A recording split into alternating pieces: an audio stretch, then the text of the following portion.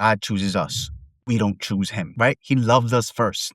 And that's how we're saved, because God keeps his promises, right? So this morning, I open up my Bible and get into the chapter that I was supposed to read this morning. And I turn over, it's Genesis chapter 15. And this is God's promise to Abraham, the covenant he makes with Abraham. Before we continue, I want people to think about this. Is God a liar? No. Does God ever hold back truth?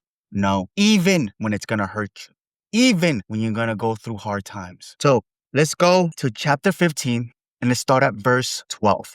And look at the promise by God. As the sun was going down, a deep sleep fell on Abraham. And behold, a dreadful and great darkness fell upon him.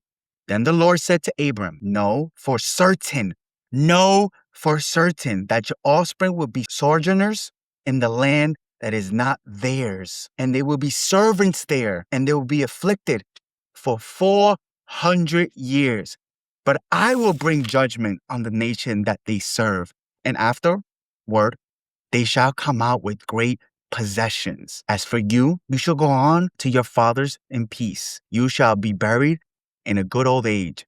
They shall come back here in the 4th generation, for the iniquity of the Amorites were not yet complete. When the sun had gone down, it was dark. Behold, smoking fire, pot and flaming torch passed between these pieces. On that day, the Lord made a covenant with Abraham, saying, to your offsprings I will give this land, from the river of Egypt to the great river and the river Euphrates, in the land of Canaanites. God is telling Abraham for 400 years, his offspring will be slaves, will be foreigners, they'll be servants, they'll be tortured, they'll go through hard time for 400 years.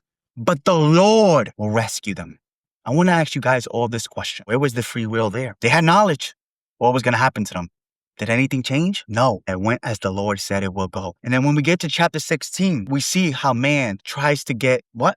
Man tries to take control of their own destiny. What Sarah and Abraham do, and the opposite of what God told them was going to happen.